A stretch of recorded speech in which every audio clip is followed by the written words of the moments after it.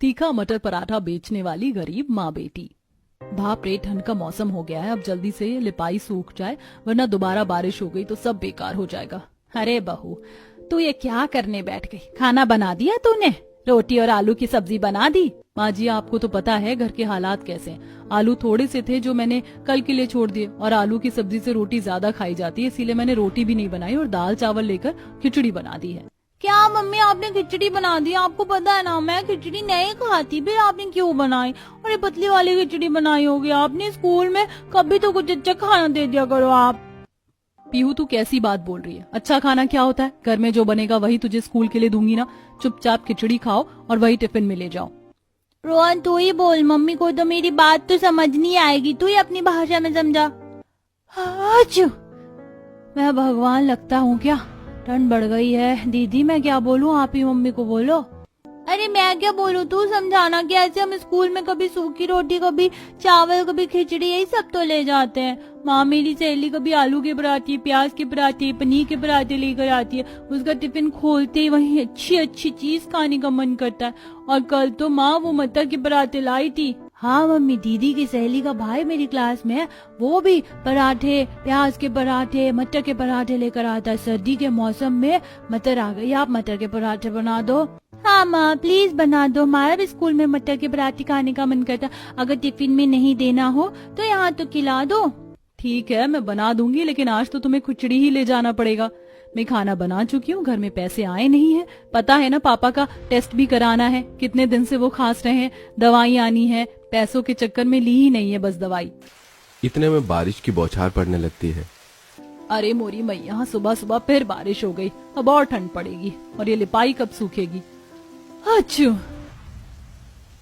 ले छोरे की तरह तुझे भी छींक आ गई। अब तो ठंड पड़ने वाली, और क्या जरूरत थी तुझे सुबह सुबह लिपाई करने की? खाना बनाकर बच्चों को स्कूल भेजना था। अरे माँ जी, खाना बनाया तो था। आपको पता है 2 दिन पहले बारिश हुई थी, उस वजह से घर में कितनी ठंडक लग रही थी और सारी कच्ची झोपड़ी की मिट्टी झड़ गई थी, तो मैंने सोचा लिपाई कर देती हूँ। कहीं कुछ दिन बाद तेज बारिश ना हो जाए और ठंड पड़ेगी तो घर में भी ठंड लगेगी। अभी घर में आग जलाने लायक मौसम भी नहीं हुआ है। बात तो तू बिल्कुल ठीक कह रही है, लेकिन तेरे लिए लिपाई का कोई फायदा नहीं हुआ। चल जा, टिफिन दे दे बच्चों को। अच्छू जी माँ जी। सुप्रिया बच्चों का टिफिन पैक करके दे देती है। बच्चे स्कूल चले जाते हैं। वहीं रमेश अभी भी खांस रहा होता है। खटिया से खड़ा होते ही चकराकर खटिया पर गिर जाता है। रमेश जी, रमेश जी, क्या हुआ? आपको ठीक तो है ना? खांसी आ रही है और वही सीने में भी दर्द हो रहा है, और कमजोरी से चक्कर भी आ गया। सुप्रिया, इसकी ज्यादा तबीयत खराब ना हो जाए, इसे अस्पताल ही ले जा। लेकिन माँ जी, आप अच्छे से जानती हैं, सरकारी अस्पताल में दिखाने के बाद उनकी दवाई फिर अपने पैसों से ही चलानी होगी। बहु खर्चा पानी तो चलाना ही पड़ेगा कैसे भी। रमेश की तबीयत को नजरअंदाज नहीं कर सकते ना, बच्चों की भूख को, ना घर के हालातों को। आपने ठीक बोला माँ जी, मैं कुछ करती हूँ, इन्हें ले जाती हूँ। आइए आप मेरे साथ चलिए।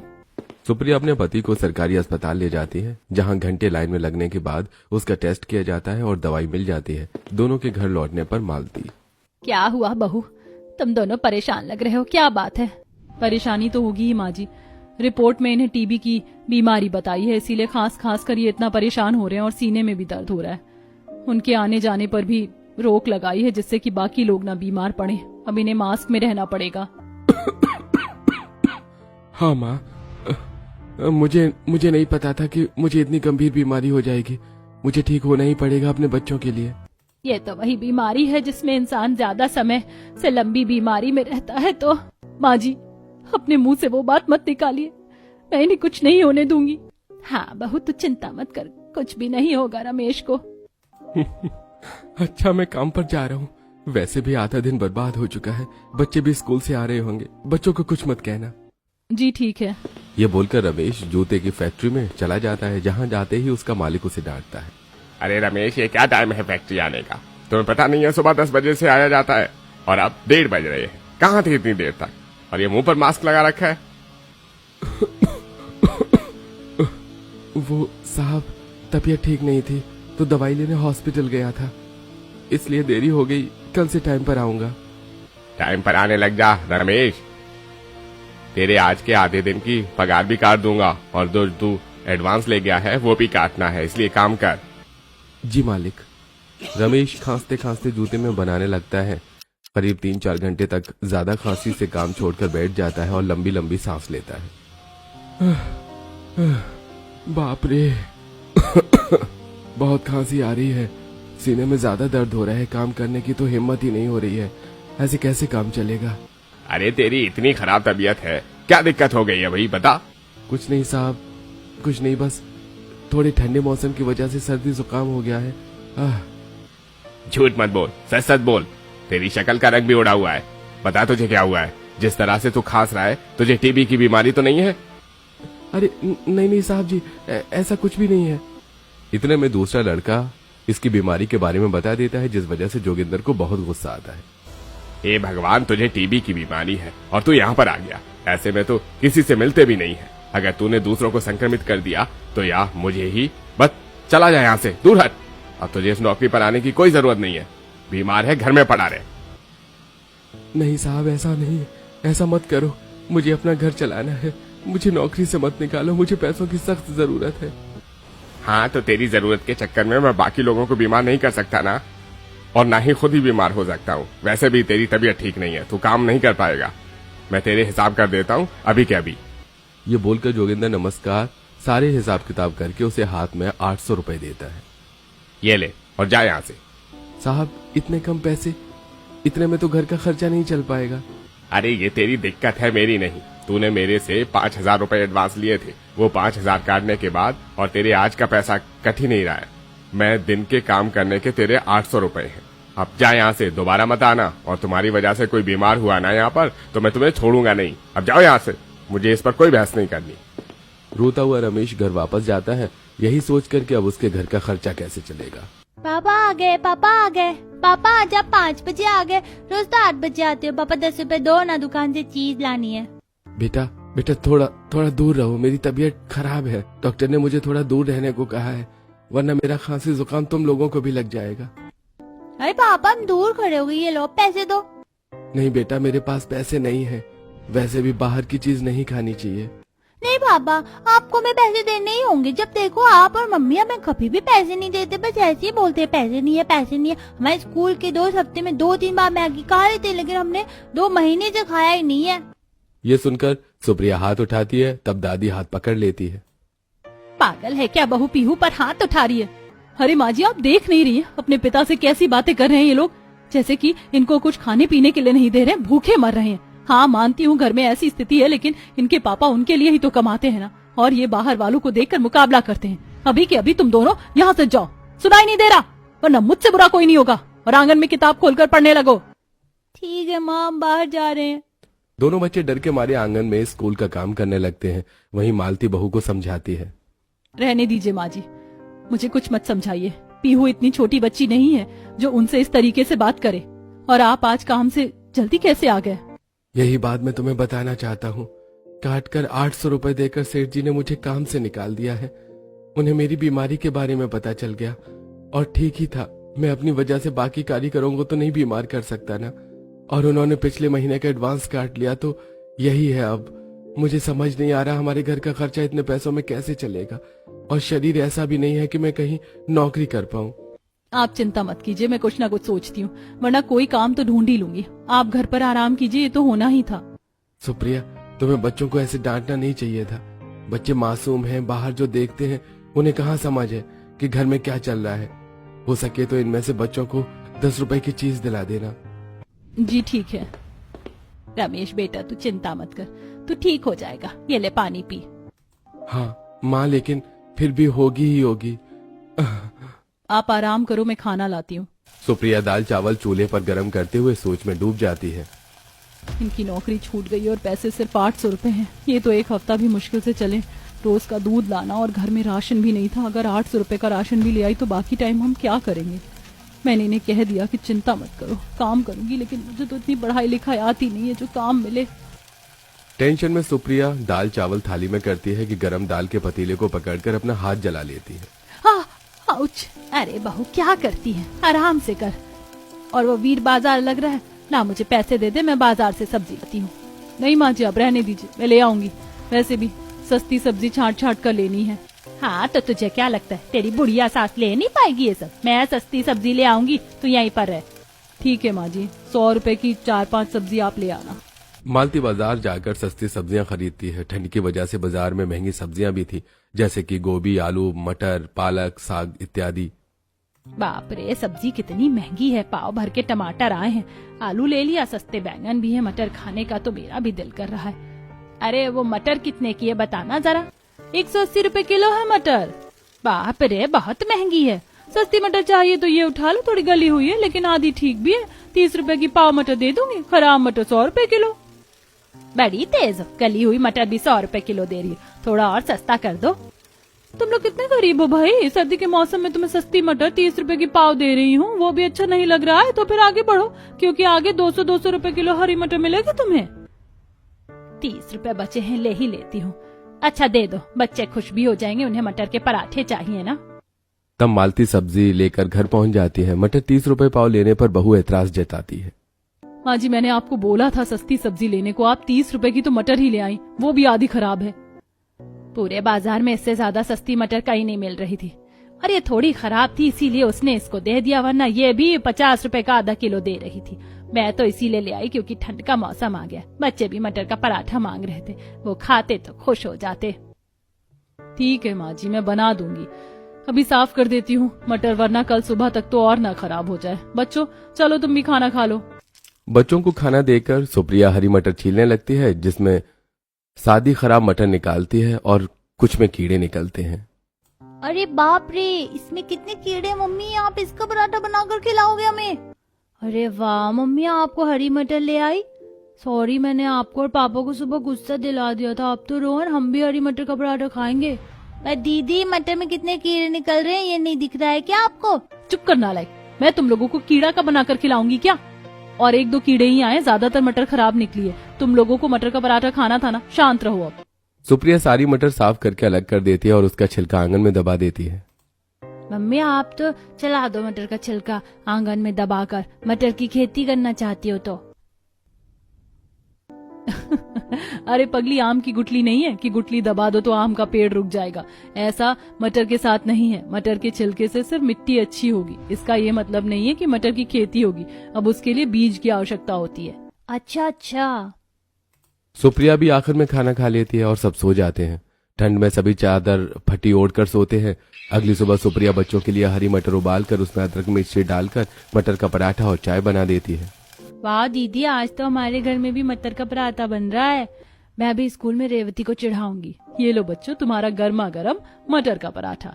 ये बहुत गर्म है ये पराठा। तुम दोनों 1-1 मटर का पराठा भी खा लो तो 2 पराठे टिफिन में रख दूंगी। मम्मी और दे दो ना। और नहीं है, 4 पराठे बचे हैं, दादी और पापा को भी तो देना है अभी। ठीक है मम्मी, इतना ही बहुत है। वाह बहू, बड़ा गजब का पराठा बनाई है। थोड़ा तीखा पराठा बना तो और अच्छा लगेगा, पर रमेश को तू ऐसे ही देना वरना गले में चुभेगा। ठीक है माँ जी, वैसे इनको हल्की चीज और कम मसाला खाने को बोला है। अरे कोई बात नहीं, तुम चखा दो, बाकी खुद खा लो। तुमने ही नहीं खाया है, सबने 2-2 तो खा लिए। ठीक है। बच्चे स्कूल चले जाते हैं और सास बहू भी मटर का पराठा खाती है। रमेश खिचड़ी खाता है। दिन गुजरते हैं। सुप्रिया 700 रुपए में घर का राशन ले आती है, जिससे घर का राशन भी खत्म होने को आता है। वो बाहर काम ढूंढती है तो काम भी नहीं मिलता और धीरे धीरे रमेश की हालत भी खराब होती है। एक दिन, अरे बाप रे, अब तो खांसते खांसते गला भी दर्द होने लगा है। दवाई भी खत्म हो गई सुप्रिया। हे भगवान, मैं क्या करूं, मुझे समझ नहीं आ रहा। माँ जी देख रही है ना आप, उनकी हालत खराब हो रही है। दवा के पैसे फिर खत्म हो गए। कल डॉक्टर के पास ले गई थी तो उन्होंने कहा कि कल तक इंजेक्शन जरूरी है। बहू, भगवान बड़ा है, कुछ ना कुछ राह जरूर निकलेगी। मम्मी, आज स्कूल में टीचर ने कहा था मेहनत करने वाला कभी भूखा नहीं रहता। बिल्कुल सही कहा तेरी टीचर ने। मैं अभी कोई काम ढूंढती हूँ दोबारा। सुप्रिया बाहर जाती है, काम की तलाश करती है। कहीं काम भी न मिलने से वो आखिर में एक ढाबे की दुकान पर जाती है, जहाँ सबसे ज्यादा चाय पराठा चलता था। सेठ जी आपकी बहुत मेहरबानी होगी। अगर मुझे यहाँ पर काम मिल जाएगा तो मेरी मदद हो जाएगी सेठ जी। ठीक है, पराठा बनाने का काम है और सफाई करनी है, लेकिन 1 महीने के 3000 ही दे पाऊंगा। पर अच्छा काम करोगी तो अगले महीने बढ़ा दूंगा। ये तो बहुत कम है सेठ जी, लेकिन कोई बात नहीं, मैं तैयार हूँ। भगवान का शुक्र है, अब धीरे धीरे घर का खर्चा तो चलेगा। सुप्रिया घर पर यह बात सबको बताती है और मुकुंदी लाल की दुकान पर काम करने लगती है। अलग अलग पराठा बनाकर खिलाती है और साथ में एडवांस पैसे लेकर पति को अस्पताल से टीबी का टीका लगवा कर आती है। फिलहाल घर में सब रूखा सूखा खाते पीते हैं और ज्यादातर दवाई से ही सुप्रिया के पैसे चले जाते हैं। अगले महीने सुप्रिया मुकुंदी लाल से, सेठ जी, मेरे हाथ का पराठा खाकर दुकान पर बहुत कस्टमर आए थे और आपने कहा था कि अगले महीने तनख्वाह भी बढ़ा दोगे, तो आप कर देंगे ना? और मैं तो दुकान की साफ सफाई करके भी रखती हूँ अच्छे से। अच्छा नहीं, अभी मैं 3,000 ही दूंगा, बढ़ा नहीं सकता। नहीं सेठ जी, हमें बहुत मेहनत से काम किया है, बच्चों के 2 महीने की फीस भी देनी और दवाई का खर्चा भी है, अब थोड़े से पैसे बढ़ा दीजिए। लगता है तुम्हें समझ में नहीं आ रहा है। तुम्हारी जैसी एक और भी अभी के अभी 3,000 में ले आऊंगा, समझी? इसलिए अब मुझे तुम्हारी कोई जरूरत नहीं है, जाओ यहाँ से। सेठ जी, आप अपनी बात से मुकरे हैं, आपने ठीक नहीं किया। सुप्रिया परेशान होकर घर जाती है। तब रोने पर सास संभालती है। अरे बहू तू रो मत, सब ठीक हो जाएगा। कैसे परेशान नहीं हूँ माँ जी, 1.5 महीने से उनकी तबीयत खराब है, मैं उन्हें रोज ऐसे खांसते खांसते नहीं देख सकती। मम्मी भूख लग रही है, खाना दे दो। भाई मटर का पराठा बना दो उस दिन के बाद से। नहीं बेटा, उस दिन बना दिया ना, बहुत है। मटर बहुत महंगी हो गई है, आधा किलो के दाम 2 किलो आटा आ जाए, इतना दाम है। 10 रुपए है, बस मैं मूली लेकर आती हूँ और वही सब्जी बनेगी। नहीं मम्मी, मूली नहीं खाना, मटर का तीखा पराठा बना दो उस दिन जैसा, बहुत मजेदार बना था। बच्चों फिर से जिद मत करो। बेटा तू दवाई ले, टाइम हो गया है, बस यही है 1-2 दिन की, बाकी तेरी सारी दवाई खत्म। तभी सुप्रिया बाजार जाती है। उसकी टक्कर सहेली चंपा से होती है। अरे देख कर चलो ना। अरे चंपा, तू कैसी है? यहाँ अचानक कैसे? अरे बस कैंटीन से बचा हुआ सामान लेकर जा रही थी, समझ नहीं आ रहा किसको दूं। तू बता, तेरे चेहरे पर इतनी परेशानी क्यों है? तुझे क्या बताऊं, जीवन में संघर्ष चल रहा है और मटर मेरी दुश्मन हो गई। इतनी महंगी है और बच्चों को भी वही खाना है, पति बीमार है, कैसे घर का खर्चा चलाऊं, काम भी छूट गया। अरे तू मटर के लिए परेशान मत हो, हमारी कैंटीन में रोज बहुत सारी मटर बच जाती है, बच्चे ज्यादा खाते नहीं है। अगर तू चाहे तो रोज शाम को ले जा सकती है, फेंकनी तो वैसे भी पड़ती है, लेकिन मटर आधा किलो ही बचती है, इससे ज्यादा मैं तुझे नहीं दे पाऊंगी। ये ले। शुक्रिया यार, सच में ऐसा लग रहा है जैसे भगवान जी ने भेजी हो मुझे तेरे पास। अरे तू पागल है क्या यार, में इतना चलता है, मैं रोज भैया से भिजवा दूंगी। सुप्रिया खुशी से घर पर आती है और बच्चों के लिए मटर साफ करके मसाला, धनिया, अदरक, मिर्च डालकर गर्मा गर्म पराठे बनाती है, जिसकी खुशबू से पड़ोसी लोग खिंचे चले आते हैं। अरे आज ही कैसी खुशबू आ रही सुप्रिया तेरे घर से? अरे क्या बना रही बहू, जरा हमें भी खिला। अरे मोरी मैया, मटर का पराठा, हाय खुशबू, लेकिन बहू बाजार में मटर 180 रुपए किलो है, तो आधी किलो मटर कहाँ से ले आई? माँ जी, मेरी सहेली रास्ते में मिल गई थी, मुझे सब्जी खरीदने की जरूरत नहीं पड़ी, मैं ये मटर ही ले आई, सोचा बच्चों को खुश कर दूं, उसकी कैंटीन है ना तो मटर बच जाती है। अरे अब तो मटर का पराठा खिला भी दे, मुझे नहीं पता तो मटर का पराठा भी बनता है। आइए आइए, आप सबको अभी देती हूँ। सुप्रिया सास और दोनों पड़ोसन को मटर का पराठा परोसती है, जिसे खाते ही अरे वाह बहू, तेरे हाथ का मटर पराठा तो जान ले, इतना तीखा और इतना मजेदार। वाह दीदी, बहुत बढ़िया, इतने अच्छे मटर के पराठे तो बाहर भी कोई नहीं बेचता। काश मटर के पराठे भी बिकते, लेकिन आलू प्याज पनीर चलता है आसपास। हाँ नंदनी बहू, तू बिल्कुल ठीक कह रही है। बहू आइडिया बातों ही बातों में कमला नंदनी ने सही आइडिया दे दिया। बहू मुझे किसी काम की जरूरत नहीं है, तू अपना ही मटर पराठे का ठेला लगा ले, शुरू में थोड़े पैसे चाहिए होंगे। अरे माँ जी, आपने बिल्कुल सही कहा, और थोड़ी मटर मेरी सहेली भी दे देगी, उसके वहाँ बच जाती है। पर मुझे खुशी है आप सबको ये पसंद आया, मैंने तो बस यूं ही बना दिया था। बहुत बढ़िया बना, ये देखना रमेश भी जल्दी ठीक हो जाएगा और तेरे काम में तरक्की भी होगी। लोग क्या कहेंगे, बहू होकर सड़क पर पराठा बेच रही हूँ। बहू लोग तो बहुत कुछ कहते हैं, पर हमें कोई रोटी नहीं दे देता। तेरे हाथ का स्वाद ही तेरी पहचान बनेगा बिटिया। हाँ दीदी, चलो दीदी हम चलते हैं, ऐसे ही आए थे, बाकी मटर का तीखा पराठा 1 नंबर का, ऐसे ही बेचना। दोनों पड़ोसन चली जाती हैं। तब पीहू और रोहन आते ही मटर का पराठा देखकर खुशी से उछल पड़ते हैं। अरे वाह मम्मी, आप तो पहले मटर का पराठा बना रही थी और अब इतने सारे मटर के पराठे, वाह, मैं तो जरूर खाऊंगी। मुझे खुशी है सुप्रिया, तुम अपने परिवार के लिए इतना सोचती हो, लेकिन तुम ये काम अकेले कैसे करोगी? कैसे काम पिताजी? अब मम्मी मटर का पराठा बेचने का काम करेंगी। मम्मी आप हम सबके बारे में बहुत सोचती हो, इसीलिए मैं भी आपकी मदद करवाऊंगी। नहीं, तुझे स्कूल जाना है। नहीं मम्मी, स्कूल में चली जाती, लेकिन आज मैंने बोल दिया जब तक फीस नहीं भरोगे तब तक स्कूल आने की जरूरत नहीं है। अब मैं आपका मटर का पराठा बेचने में मदद करूंगी। मुझे पूरा भरोसा है हम बहुत सारे पैसे इकट्ठा कर लेंगे और हम दोनों भाई बहन फिर से स्कूल जाने लगेंगे। मेरी समझदार पीहू। ठीक है, मैं रेडी का इंतजाम करती हूँ। बच्चे मटर का पराठा एंजॉय करते हैं और सुप्रिया पड़ोसी से रेडी और 2000 रुपए की मदद मांगती है, जिससे वो बाजार से सस्ते दाम पर मटर ले आती है और अगली सुबह मटर उबाल कर पीस कर उसमें मसाले डालकर मटर के पराठे का तीखा मिश्रण तैयार कर देती है। साथ में चटनी बना देती है और आटा लगाकर रेडी पर ले जाती है और गरम गरम मटर के पराठे किनारे बेचने लगती है। आइए आइए, गर्मा गर्म मटर के पराठे खाइए। मम्मी कोई अभी तक आया ही नहीं। पीहू तू हिम्मत मत हार, देख अभी कोई ना कोई आएगा। आइए आइए, गर्मा गर्म पराठा खाइए। इतने में एक रिक्शा वाला आता है। बहन जी, एक पराठा देना, लेकिन ध्यान रहे बहुत तीखा ना हो। सुप्रिया मुस्कुराती है और पराठा तवे पर डालती है। खुशबू से आसपास के लोग रुक जाते हैं। अरे वाह, खुशबू तो लाजवाब है, एक प्लेट देना। सुप्रिया आत्मविश्वासी होकर गर्मा गर्म 1 मिनट में मटर का पराठा बनाकर दे देती है। 1 से 2 और 2 को देखकर कई ग्राहक मटर के पराठे खाने लगते हैं। अरे वाह दीदी, आपका तो चटपटा तीखा मटर का पराठा बहुत अच्छा है, एक और दीजिए। हाँ बनाओ, मैं जल्दी जल्दी परोस देती हूँ। हाँ पीहू।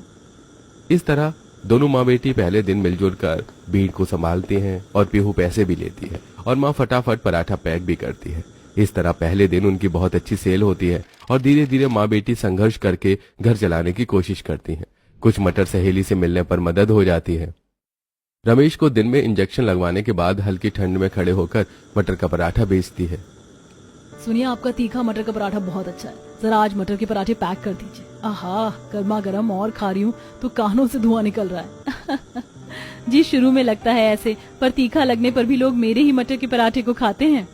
घर की स्थिति धीरे धीरे ठीक होती है। रमेश की खांसी भी ठीक हो जाती है और मटर का पराठा तेजी से बिकता है, जिसे दोनों माँ बेटी मशहूर हो जाती हैं। एक दिन फूड ब्लॉगर आकर उनकी वीडियो बनाकर अपलोड कर देती है, जिससे बाकी फूड ब्लॉगर भी आते हैं। दोस्तों मिलिए सुप्रिया जी से, तीखा मटर पराठा वाली माँ बेटी, इनका स्वाद आपको दीवाना बना देगा। सुप्रिया जी, मैं भी आपका ब्लॉग देख कर आई हूँ, क्या मुझे डिस्काउंट मिलेगा? हाँ जी, जो लोग दूर दूर से ब्लॉग देख कर आते हैं, मैं उन्हें 1 पर 1 तीखा मटर का पराठा चटपटी चटनी के साथ फ्री देती हूँ। हेलो भैया, आपका फ्री तीखा मटर का पराठा। भाभी, आज तो पराठे पैक कर दो, घरवाली को भी खिलाऊंगा। मुकेश पराठे पैक करने के बाद सर मटर का पराठे का मिश्रण खत्म हो जाता है। पीहू खुशी से नोट गिनती है। माँ, पहले तो हम अपने एरिया में मशहूर थे, लेकिन अब दूर दूर से लोग ब्लॉग देखकर आते हैं। भला हो उस आंटी का जिसने हमारी वीडियो बनाकर हमें वायरल कर दिया। सब लोग हमें मटर का पराठा वाली माँ बेटी के नाम से जानते हैं। और आपको पता है, आज हमने 7,000 रुपए की सेल करी है। इतने दिनों में तो हम बस 3-4 हजार ही कमा रहे थे। इन सब का श्रेय मेरी मेहनत करने वाली बेटी यानी कि तुझे भी जाता है, वरना मैं अकेले कुछ नहीं कर पाती। कुछ महीनों बाद सुप्रिया की छोटी सी दुकान बन जाती है। सुप्रिया पीहू तीखा मटर पराठा सेंटर, साथ ही पति ठीक हो जाता है जो दुकान में मदद करता है। बच्चे दोनों स्कूल जाने लगते हैं। एक दिन एक बड़े होटल कंपनी का मालिक उनके पास आता है। मैडम, हम अपने होटल में आपका तीखा मटर पराठा मेन्यू में जोड़ना चाहते हैं, आप हमारी पार्टनर बनेंगी? ये सुनकर सुप्रिया की आंखों में आंसू आ जाते हैं। उसकी आंखों में खुशी और गर्व दोनों साथ होता है। सच में साहब, यकीन नहीं हो रहा, मैं आपके प्रस्ताव को स्वीकार करती हूँ। पता है, जब पेट में आग लगी थी तब मटर और मिर्च ने ही साथ दिया था। अब वो आग मेरी ताकत बन गई है। सुन रहे हैं ना आप? हाँ बिल्कुल, ये सब तुम्हारी और पीहू की मेहनत है। संध्या का समय, वहीं ठेला अब दुकान के बाहर शोपीस बन चुका है। माँ, इसे बेच क्यों नहीं देती? अच्छा नहीं लग रहा हमारी इतनी अच्छी दुकान के सामने। बेटी, ये ठेला नहीं है, हमारे सपनों की नींव है। जब जब थक जाऊंगी इसे देखूंगी, फिर से हिम्मत आ जाएगी। अच्छा मम्मी। इस तरह माँ बेटी दोनों के संघर्ष से तीखा मटर पराठा मशहूर हो जाता है, जिससे कड़क सर्दी में लोग और दूर से आकर खाते हैं और मालिक के साथ बिजनेस पार्टनर बनकर दुगनी सफलता प्राप्त करती हैं, जिससे उनका पक्का घर भी बन जाता है और खुशी की जिंदगी बिताने लगते हैं।